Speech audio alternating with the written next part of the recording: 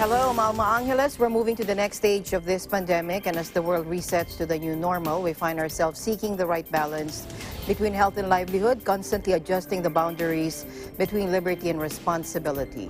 Welcome to Eagle News International, and now to the news.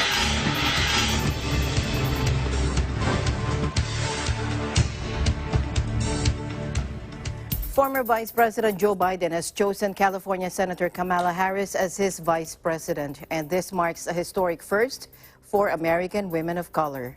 Take a look. Mr. Biden's announcement capped a months-long search for a Democratic partner to challenge President Trump in November.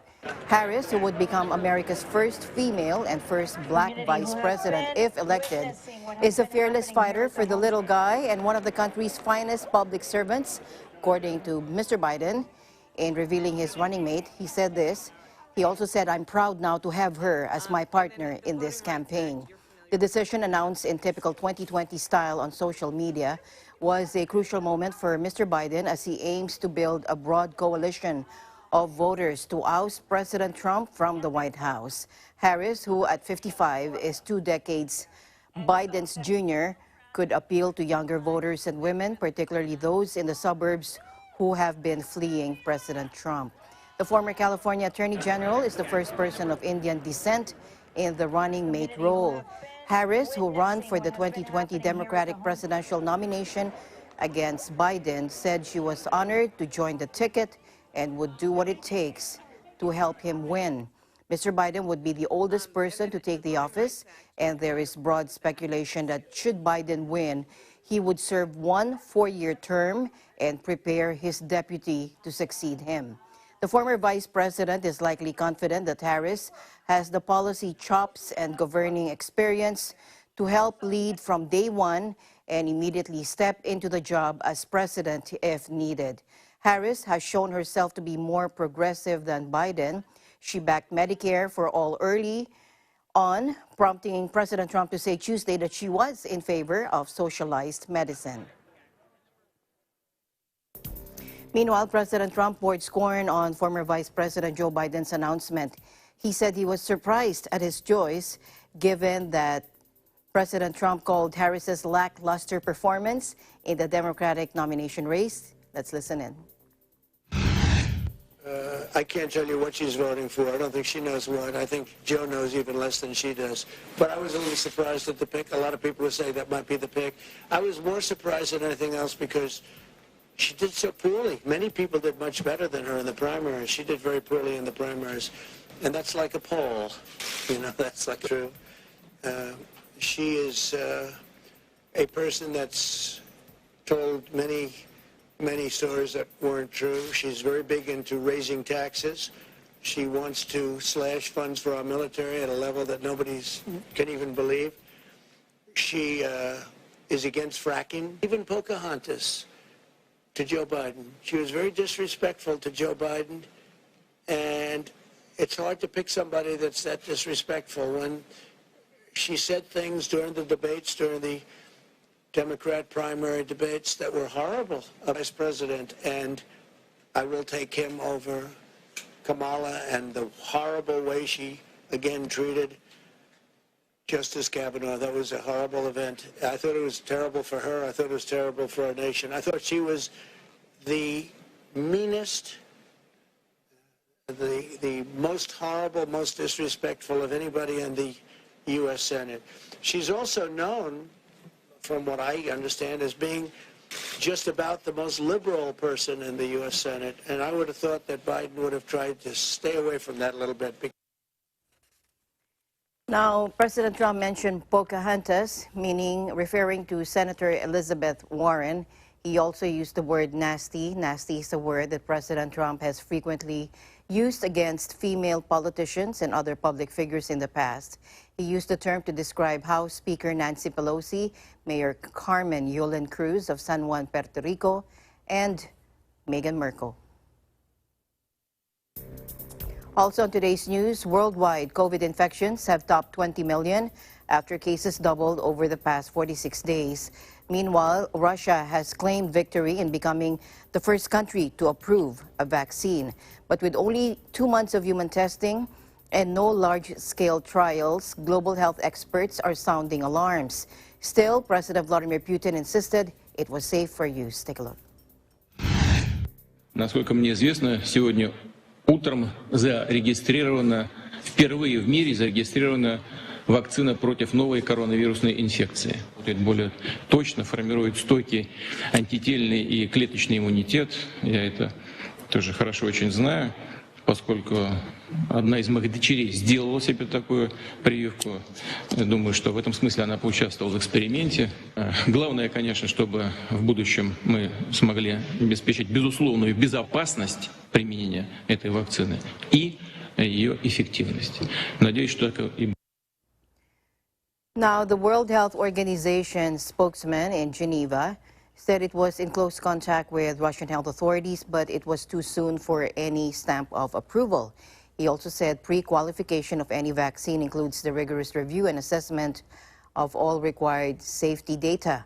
In Berlin, meanwhile, a spokesman for the German Health Ministry told newspaper group RND that there's no known data on the quality, efficacy, and safety of the Russian vaccine, adding that patient safety is of the highest priority.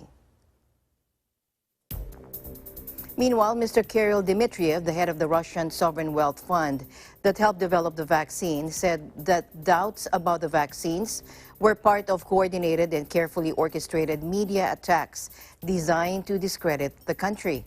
He said that 20 foreign countries have already pre-ordered over 1 billion doses. Take a look.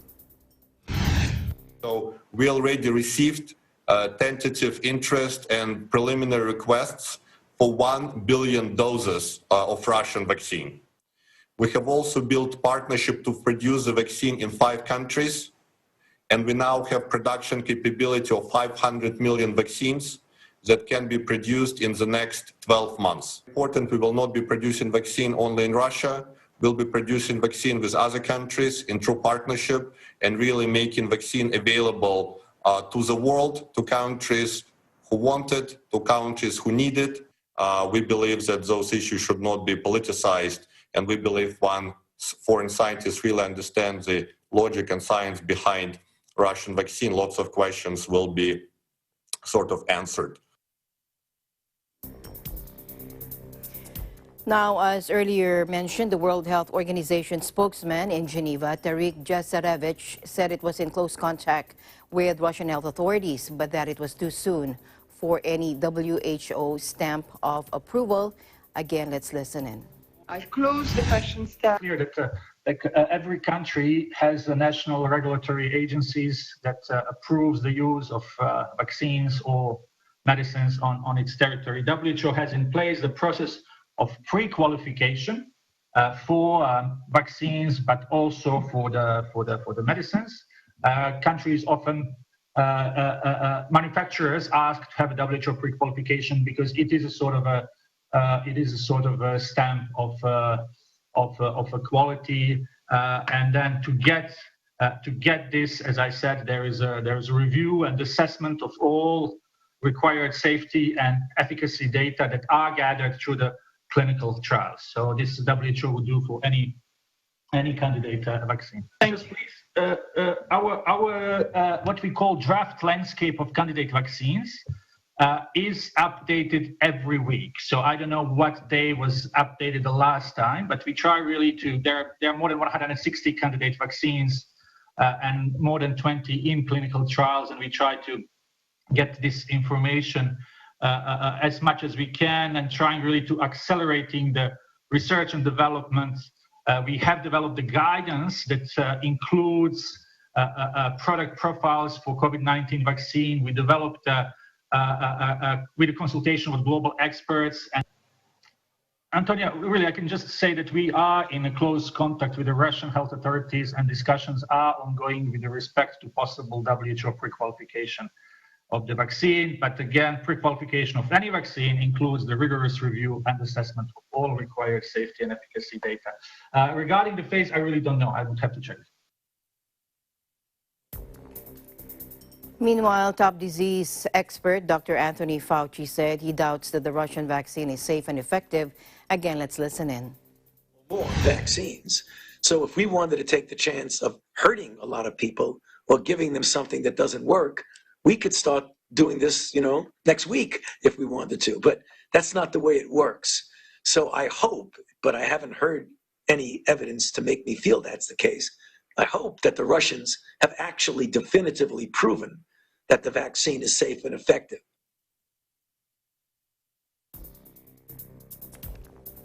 In other news, Britain's economy shrank by a fifth in the second quarter, higher than any European neighbor, as the coronavirus pandemic slammed businesses and plunged the country into a record recession. To tell us more about it, joining us live is Eribel Celestino from the United Kingdom Bureau. Hello, Eribel. Hello, Alma. So yes, here is our update from the UK.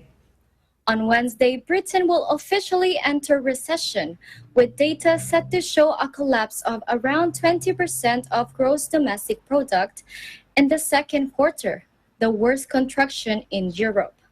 The Office for National Statistics, ONS, is without exception expected to confirm the unprecedented recession between April and June. Alma, this will be Britain's first recession since the 2008 financial crisis.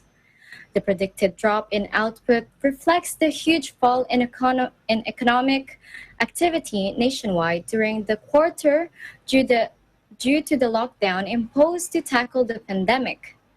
Economists polled by Bloomberg have on average predicted a decline of 20.7% in the second quarter, compared to the first 3 months of the year.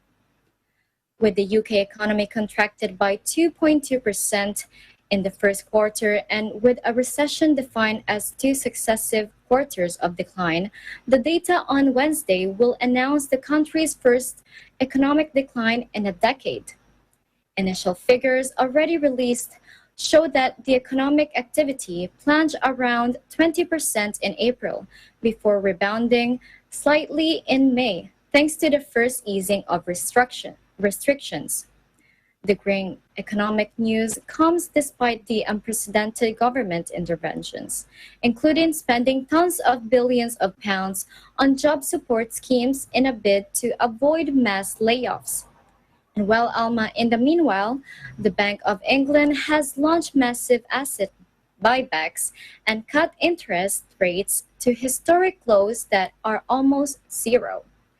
If Britain's GDP drops by more than 20%, it will have posted the worst performance in the second quarter in Europe, ahead of Spain, which is negative 18.5%, and France, which is negative 13.8%. And in fact, Alma, the country which already has the highest death toll in Europe from the virus, appears to be paying a heavier price for locking down later than its continental neighbors earlier in the year. The British economy also relies more heavily on the hard-hit services sector than other European countries. The recession is already wreaking devastation, with ONS data released on Monday showing that around 730,000 workers have been removed from the payrolls of British companies since March. As you know, Alma, announcements of job cuts have become a daily occurrence, with companies expected to pick up the pace of layoffs as the government's key employment support scheme ends in October.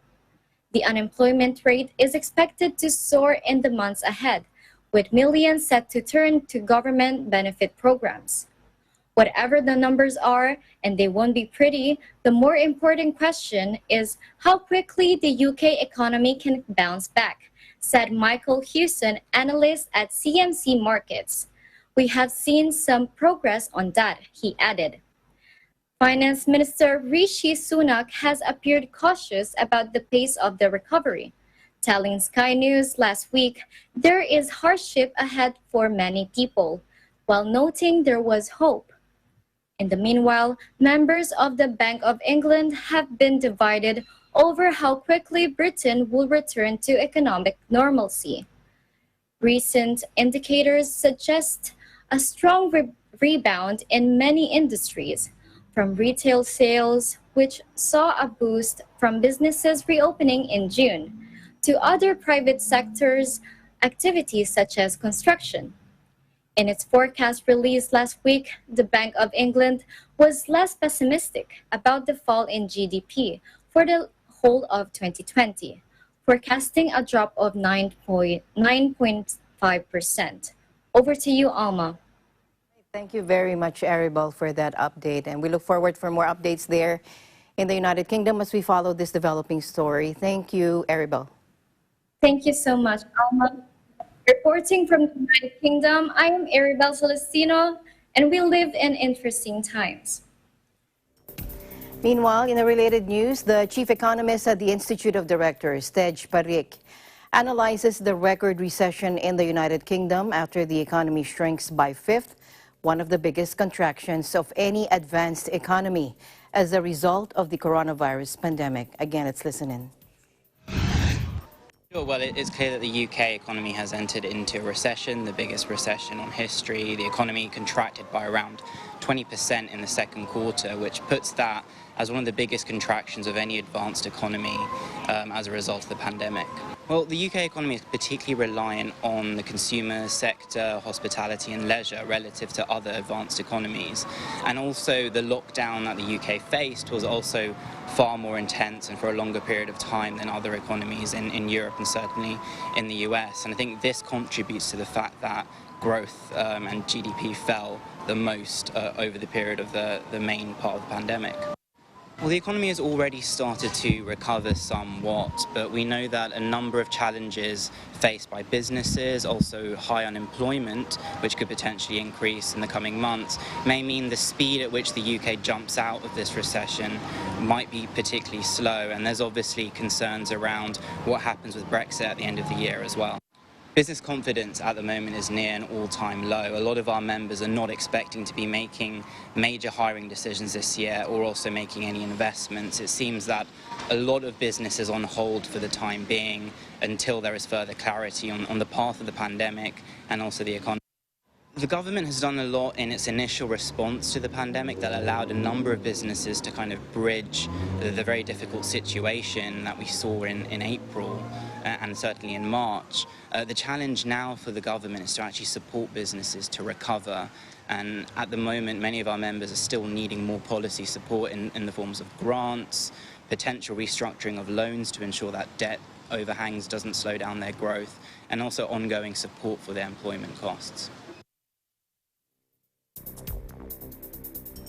In New Zealand, Prime Minister Jacinda Ardern weighed delaying the country's upcoming election on Wednesday as experts investigated whether the coronavirus could have re-entered the country through freight shipments.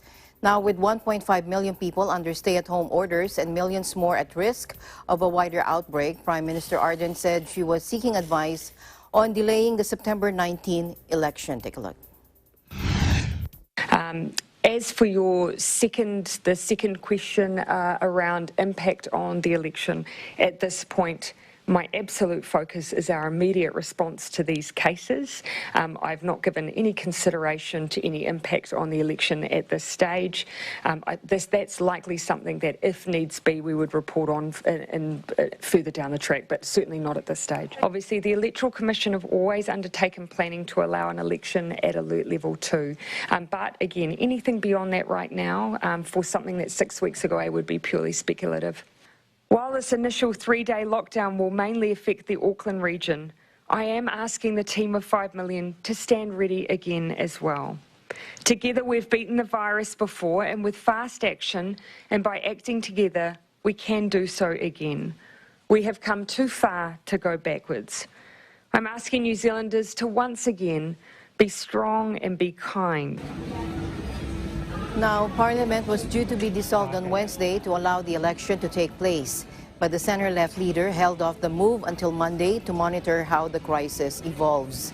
New Zealand's much-envied run of 102 days without community transmission ended abruptly on Tuesday when 4 people from one family with no history of foreign travel tested positive. Authorities were still trying to piece together the movements of those infected, and the source of the latest infections remained unknown. But National Director General of Health, Ashley Bloomfield, said tests were underway to see if the virus could have been imported via freight, then picked up by a male member of the family who worked in a cool room for imported goods. Okay, so now, as mentioned, National Director General of Health Ashley Bloomfield said tests were underway to see if the virus could have been imported via freight and then picked up by a male member of the family who worked in a cool room for imported goods. Again, let's listen in. I don't know. Yeah. I couldn't say. What we, as I said this morning, we're not ruling out, although it's unlikely. We've had a look at the evidence. In fact, the Prime Minister's Chief Science Advisor and her team had a look at the evidence around the virus on fomites, and particularly in this sort of refrigerated setting. We're not ruling that out. And of course, we want to get to the bottom of that, and that's why the actual cool store environment has been swabbed. So it'll be interesting to see the results of those swabs. Yeah. Meanwhile, panic buying returned to supermarkets, huge queues formed at COVID-19 testing stations, and mass police manned checkpoints on major roads to enforce the new measures. The final match of Super Rugby Aotearoa between Auckland Blues and Canterbury Crusaders, which had been set to take place in front of a sold-out 43,000 crowd at Eden Park on Sunday, was also in doubt. Also, nursing homes nationwide were told to shut their doors, with the Prime Minister saying it was the best way to protect the vulnerable seniors in facilities that have proved to be transmission hotspots overseas. I'm not surprised. I think just the nature of the virus means that it's very difficult to contain. I think we've been talking about having a second wave for so long that it's not that surprising. I'll respect social distancing, and I'll probably wash my hands even more than I have, but otherwise, no, same as normal. New Zealand had been held up by the World Health Organization as an example of how to contain the disease after recording only 22 deaths in a population of 5 million and halting community transmission for more than 3 months. Australia's worst-hit state of Victoria appears to be curbing a virus outbreak after a week of tougher restrictions, according to authorities, with new cases falling in recent days, even as fatalities topped records. Victoria State Premier Daniel Andrews announced 410 new cases and 21 fatalities, marking Australia's deadliest day so far, but said the state certainly seemed to be flattening the curve. The state has reported around or below 400 new daily cases for 4 consecutive days, raising hopes that an outbreak centered on Melbourne has been contained after numbers soared above 700 in recent weeks. Authorities last week introduced an overnight curfew and shut down non-essential businesses in Australia's second biggest city until at least September 13, the toughest rules imposed in the country since the pandemic began. Now, Mr. Andrews cautioned that cases could again rise. He also said that success would depend on people respecting the lockdown rules. He said that's what's terribly, terribly challenging for now. The virus has ravaged Victoria's aged care homes, with more than 100 residents dying since early August and almost 2,000 active infections linked to the facilities. Elsewhere in Australia, most regions are enjoying relaxed restrictions as they continue to report few or zero new cases of COVID-19. Now, only New South Wales State has been consistently detecting significant numbers of cases since an outbreak emerged in mid-July after an infected Melbourne man visited a packed Sydney pub. Premier Gladys Berejiklian said the country's most populous region remained on high alert due to small but persistent numbers of cases that could not be traced to any known source. Take a look. That New South Wales remains in a state of high alert. We know that the rules we've put in place, the strong advice that we've provided works so long as it is applied across the board. Whether it is a extra school curricular activity which shouldn't occur, whether it's the recommendation for people to wear masks when they can't guarantee social distancing on public transport or in supermarkets, and whether it's the way in which we've asked businesses to approach a COVID-safe environment. Compliance is absolutely critical. Now, I'm pleased to say that the data we've received through through Service New South Wales has shown us that there has been an increase in the number of businesses complying. There's been an increase in the number of people wearing masks and an increase in overall awareness of what people should be doing. However, I want to see a greater uptake on all those categories. And if we don't see a greater uptake in the next little while, we will consider further measures in which we can increase that uptake. She also urged people to wear masks in public to prevent the spread of COVID-19, hinting face coverings could become mandatory if voluntary take-up did not improve.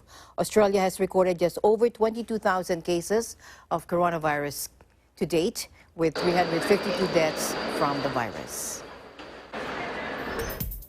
Hong Kong pro-democracy media mogul Jimmy Lai on Wednesday told his reporters to fight on following his dramatic arrest as China widens its crackdown against critics in the semi-autonomous business hub. Take a look. The clampdown has gathered pace since Beijing imposed a sweeping security law on Hong Kong in June, with opposition politicians disqualified and activists arrested for social media posts. In one of the most dramatic days of the crackdown, Mr. Lai was among 10 people detained under the new law on Monday as around 200 police officers searched the newsroom of his Apple Daily tabloid, which is unapologetically critical of Beijing. The 71-year-old was cheered by staff and handed a bouquet on Wednesday as he returned to the newsroom following a late-night release on bail after 40 hours in custody. "Fight on, let's fight on," he said. "We have the support of the Hong Kong people and we cannot let them down." He told staff it was becoming, quote, increasingly difficult to run a media business in Hong Kong. He also said, "Luckily, I was not sent back to the mainland," he quipped in a characteristic display of dark humor. Now, China has declared it will have jurisdiction over especially serious national security crimes, toppling the legal firewall between the mainland's party-controlled courts and Hong Kong's independent judiciary. Beijing imposed the new national security law in response to huge and often violent pro-democracy protests last year. It has described the law, its contents kept secret until it was enacted on June 30, as a sword hanging over the heads of opponents in Hong Kong. Meanwhile, Chinese Foreign Ministry spokesperson Xiao Lijian said that Hong Kong is a society ruled by law after police in the city rounded up critics of Beijing. He also dismissed the news of Hong Kongers rushing to buy pro-democracy newspaper Apple Daily in a show of support for its owner, who was among those arrested, as selective reporting by some media. Take a look. 中国是法治国家，香港是法治社会，任何人都没有法外特权。我们支持香港特区执法机构依法履职尽责。任何机构、任何人，只要不触犯法律，就没有什么可以担心的。这恐怕是有关的媒体选择性的在报道吧。 Now, among the others arrested were two of Jimmy Lai's sons, young pro-democracy activist Agnes Chow and Wilson Lee, a former activist who describes himself as a freelance journalist working for Britain's ITV News. In Hong Kong's working-class Mong Kok district, people queued in the early hours at newspaper stalls to get the first copies of the Apple Daily, a day after the pro-democracy paper was raided by police and its owner Jimmy Lai arrested under a new national security law. U.S. Secretary of State Mike Pompeo, who met Lai last year, tweeted that he, quote, he was deeply troubled by reports of Lai's arrest, and Mr. Pompeo described it as further proof the Chinese authorities have eviscerated Hong Kong's freedoms and eroded the rights of its people. China routinely calls him Lai traitor and a black hand behind last year's protests. Allegations of Lai colluding with foreigners went into overdrive in Chinese state media last year when he met with Mr. Pompeo and Vice President Mike Pence. Critics believe the law has ended the key liberties and autonomy that Beijing promised Hong Kong could keep after its 1997 handover by Britain. Eagle News will be right back.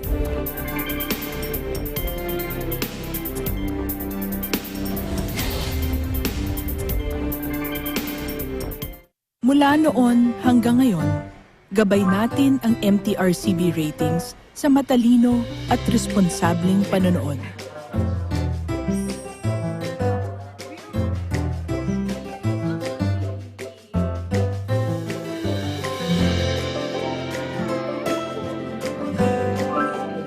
Sa tamang pagsunod sa MTRCB ratings, ginagawa nating ligtas at makabuluhan ang panonood ng bawat miyembro ng pamilyang Pilipino.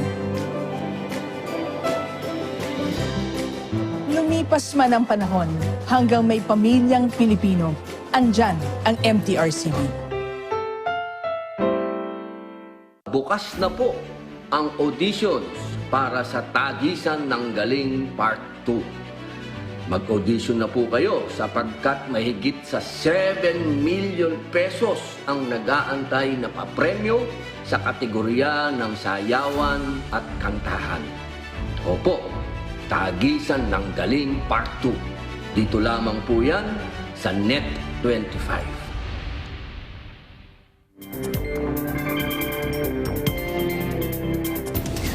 Now, amid the risk of community outbreak of COVID-19, PhilM and Paulo continue to reach out to OFWs in New Zealand.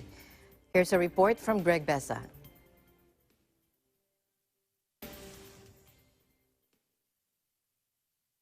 Greg?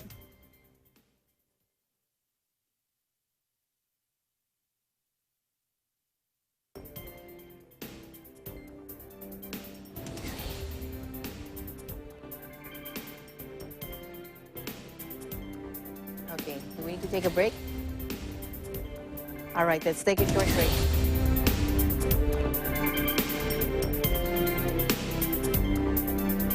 Hello there. Imagine Demi got the virus, and she infected 2 more. And those 2 infected a lot more of people. And it goes on and on until it became an epidemic.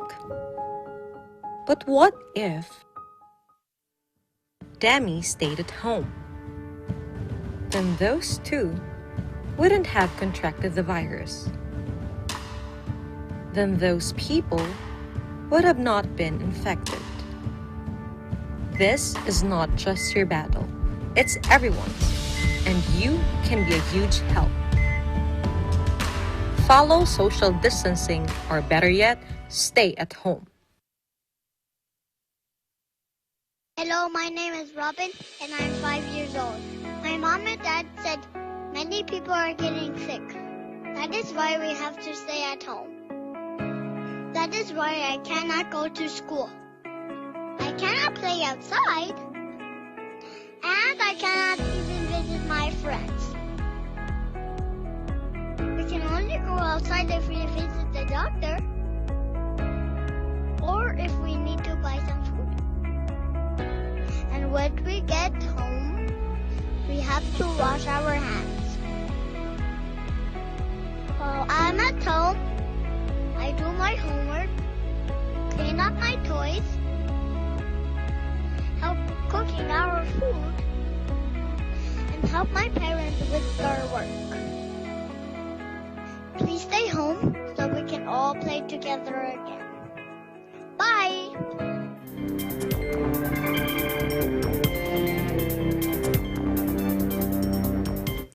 Okay, welcome back. Amid the risk of a community outbreak of COVID-19, the PhilM and the Paulo continue to reach out to OFWs in New Zealand. Greg Bessa has this report.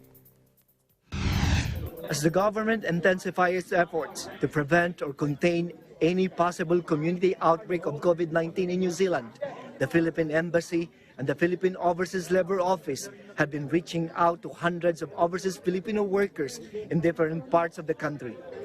As the economic impact of lockdown and the continuing threat of coronavirus have resulted to thousands of job displacements in New Zealand, the Philippine Embassy and the Philippine Overseas Labor Office are visiting different places in the country to conduct meetings and consultations with the Filipino migrant workers. Other than knowing their well-being and employment status, the Philippine Embassy and Polo, with partnership of Filipino community organizations, are also distributing food parcels to the workers. After visiting 6 cities, Philippine Ambassador Jesus Domingo and Labor Attaché Angel Burja Jr. met the overseas Filipino workers in Para-Para-Umo, Cavite Coast, Wellington region to know firsthand their conditions, answer any of their queries, and even update them on the Philippine government efforts in helping the migrant workers abroad, especially those being adversely affected by the pandemic. Much as Ambassador Domingo and Labor Attaché Burja Jr. emphasized the importance of visiting and meeting with the Filipino workers as a manifestation of the Philippine government's concern for them, the employer, who was kind enough to host a gathering, expressed his appreciation to the Filipino diplomatic officials for reaching out to the workers. We're here to distribute food packs to our kababayan. Itong ang outreach natin sa mga OFWs here in New Zealand who have been facing difficulties because of the COVID-19 situation. So the number one priority, utos ni President Rodrigo Duterte, is to all out assist our workers, our kababayan in their various needs. We're doing this as part of our government's effort to reach out to all the workers who had been affected by the COVID pandemic all throughout the world. And here in New Zealand, we are doing this as part of the worksite visitations that the Embassy and Polo jointly conducts for purposes of making the workers, our workers, feel that they're never forgotten by our government. In fact, our government, even in this very difficult situation, continues to reach out and care for our Filipino workers who are most important in our country's economy. You guys being able to reach out to our guys here today, we really, as I mentioned earlier, we really appreciate what our guys do. They work very hard. They work long hours, and they always do it with a smile on their face. They're always very, very respectful, and we appreciate that. They're great people, and we've got lots of work for them going forward. So thanks again for coming. After the meeting and consultation, Marcelo Esperas of the Knights of Rizal Wellington chapter assisted the Philippine Ambassador and Labor Attaché, along with the management of the Personal Touch Limited, in distributing food parcels to the workers who are grateful upon receiving such. Kami po ay lubos na nagpapasalamat sa ating ambassador nandito sa New Zealand na gumagabay sa amin at tumutulong sa bawat isa sa amin.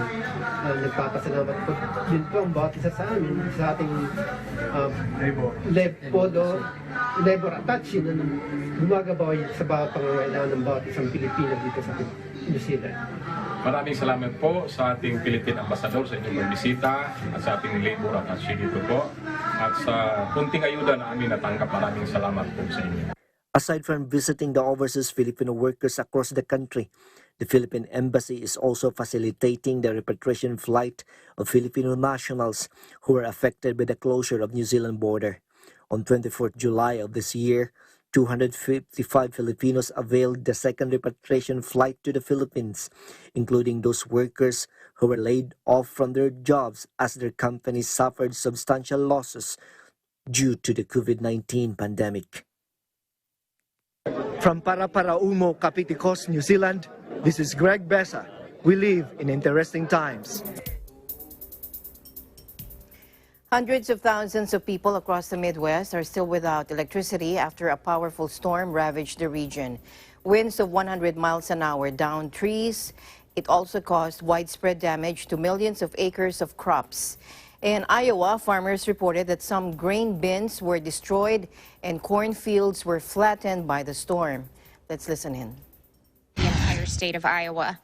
Last night and this morning, I issued disaster declarations for 13 counties: Benton, Boone, Cedar, Clinton, Dallas, Jasper, Johnson, Lynn, Marshall, Muscatine, Poweshiek, Story, and Tema.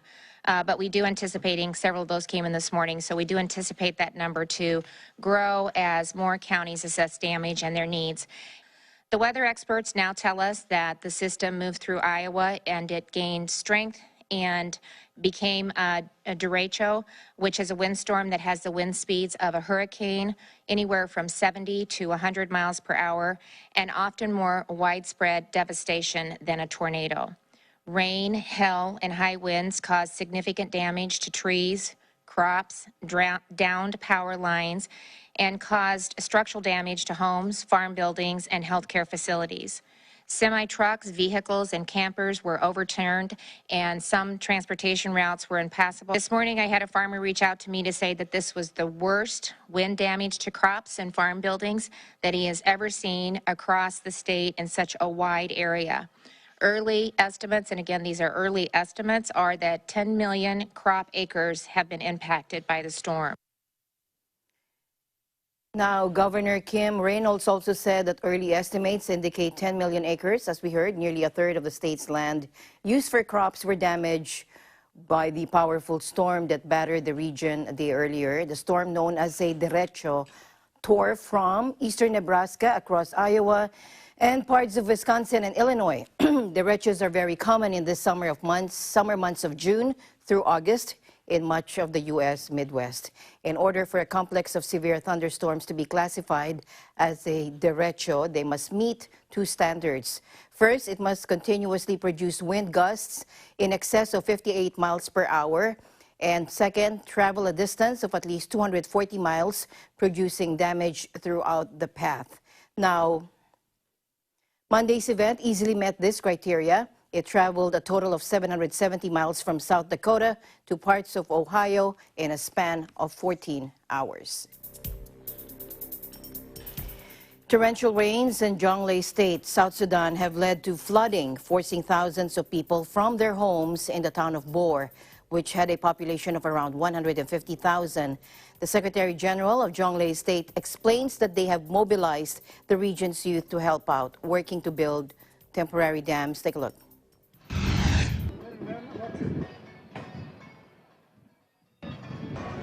Bo Town is a home of 150,000 people in Bo Town. This is the population here.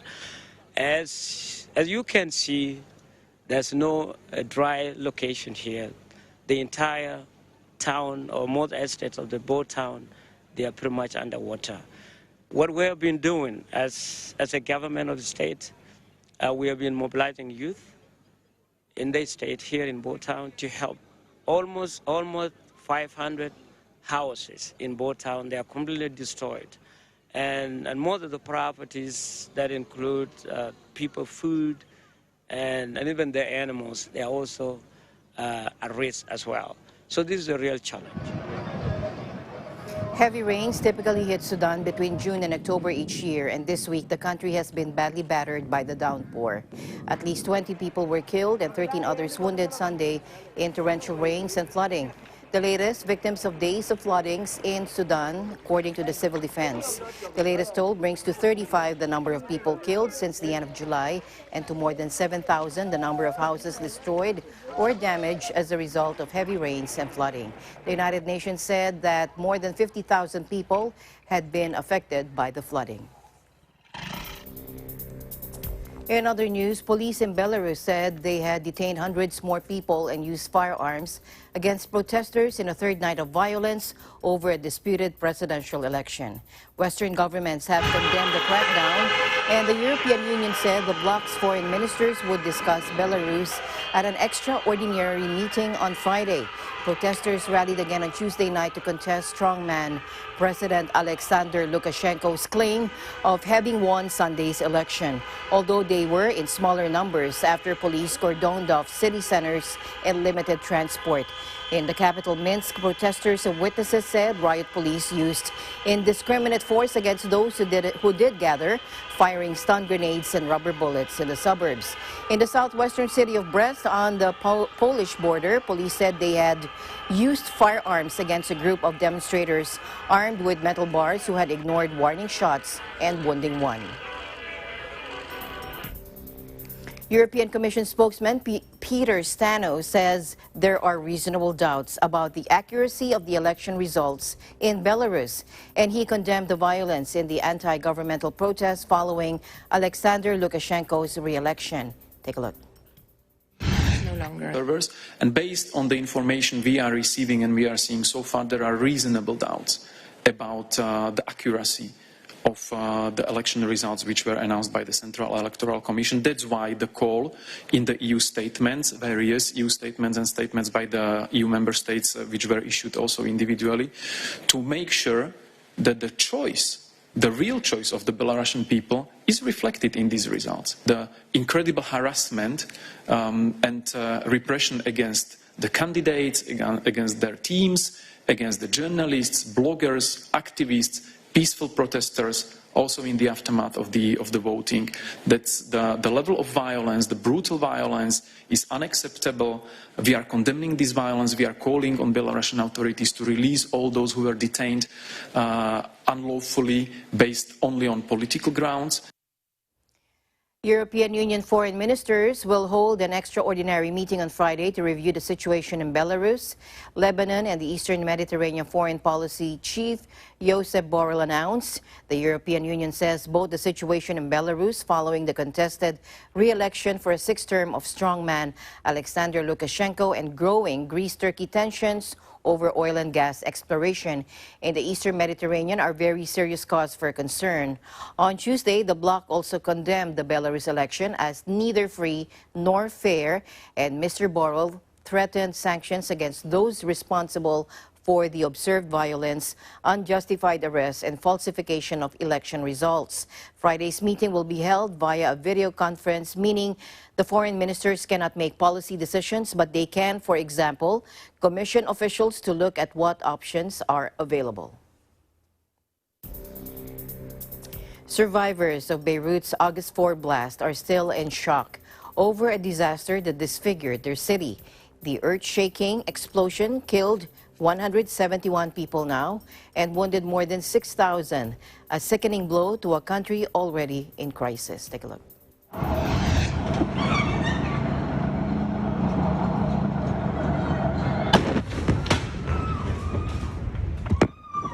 أثرت كثير فيني، يا هلا بعد نفسيتي تعبانة.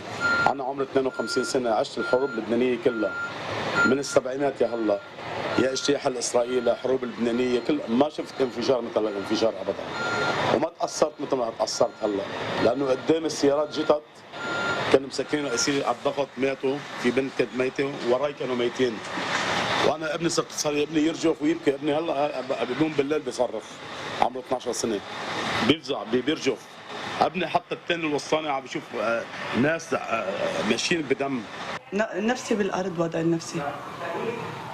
وانا بالنسبه لإلي انا بعد ما طلعنا من هيدا البيت له 20 سنه قاعدين نحن فيه. انا مربيه اولادي ومظبطه امورتي، كنا مشكلتنا انه بس قاعدين بهالبيت والام تاكلنا وفي امور بسيطه بحياتنا، صارت فاجعتنا اكبر من هيك. فاجأتنا أنا اللي كنت وقتها بهالبيت اللي البيت كله اتدمر فوق راسنا. ما عاد عندنا شيء صار مثل ما أنتم شفتوا وصورتوا. ما ضل عندي أي شيء نهائيا بهيدا البيت. تقولي لي كيف بدي أكمل؟ ماني عرفاني أنا يعني حال الضياع، ماني عرفاني شو بدي أكمل، شو بدي أعمل بحالي. اللي عم نعمله خلينا يجربوا ينافسوا على الغضب اللي هن فيه، يعبروا عن المشاعر اللي هن عم يقطعوا فيها ويجربوا يحكوا، بس يحكوا بيقولوا لي ارتحت. هلا اليوم رجعت شفتهم بتحسها عم تبني مثل علاقة ثقة بيناتهم وبيخف، يعني وقتها يكب كل الغضب اللي عندهم ويفضوها من عندهم، بتصيروا شوي مثل كباية مليانة، الكباية عم بتفضيها شوي شوي ترجع يتحملوا الغضب يتحملوا الزعل اللي هن عم بيعيشوه، بس فضوا نصف من الكبايه بصيروا نفسيا شوي اريح وقادرين يستوعبوا اللي عم بيصير والصدمه اللي عايشينها هلا.